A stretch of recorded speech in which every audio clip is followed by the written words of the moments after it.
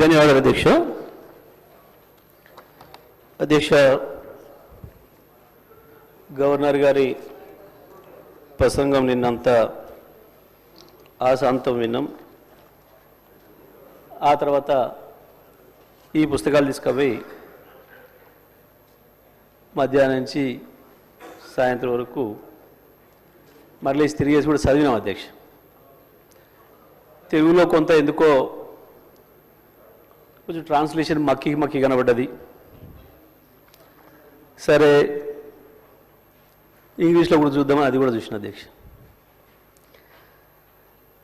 అధ్యక్ష, ఈ మధ్యకాలంలో ఏఐ గురించి వెళ్ళి ఎక్కువ మాట్లాడుతున్నారు.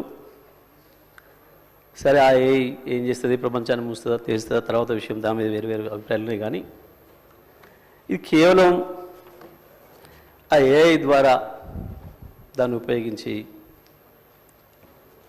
తయారు చేసిన ప్రసంగంలాగా కనపడ్డది.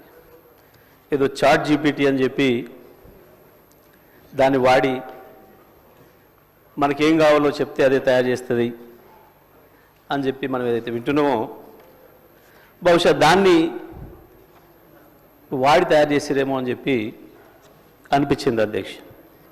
ఒక ఇద్దరు మిత్రులతో ప్రస్తావిస్తే కూడా వాళ్ళు కూడా అదే అనుమానం వ్యక్తం చేశారు. వాస్తవానికి అధ్యక్ష, ఒక రాష్ట్ర ప్రభుత్వం బడ్జెట్ ప్రవేశపెట్టే ముందు ఉభయ సభల్ని ఉద్దేశించి గవర్నర్ గారు చేసే ప్రసంగం ఏదైతే ఉందో, ఆ ప్రసంగం ఎంత గొప్పగా ఉండాలి, ఎంత వాస్తవాలతో కూడుకొని ఉండాలి,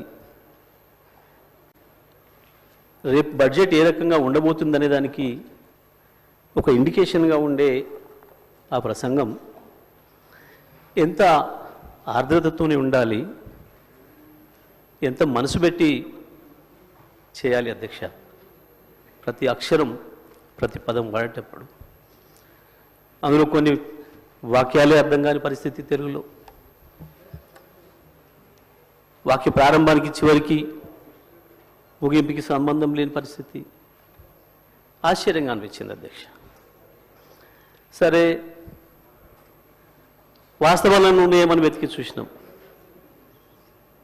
ఎక్కడ ఒక వాక్యం కనపడలేదు. నిజంగా ఎంత డ్రైగా ఉంది అంటే, ఎంత విజయం లేకుండా, ఓ బాధ్యత లేకుండా గడిచిన సంవత్సర కాలంలో జరిగింది ఏంది, వాస్తవం ఏంది, భవిష్యత్తు ఏంది, ఏమన్నా ఒక అక్షరం కనపడుతుందేమని చూస్తే ఎక్కడ అక్షరం లేదు అధ్యక్ష. వాస్తవానికి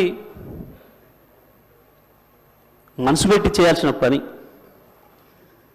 పాపం ఆ మనసు కవి ఆత్రేయ అని ఉండేది అధ్యక్ష. ఆయన కనుక ఉండుంటే ఇది చూస్తే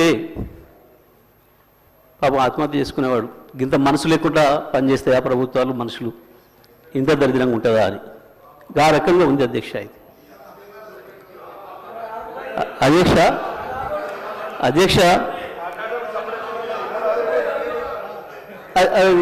స్పీకర్ గారు చూసుకుంటారు విషయం. ఎందుకంటే ఎందుకంత భయపడతారు ఆగరాది.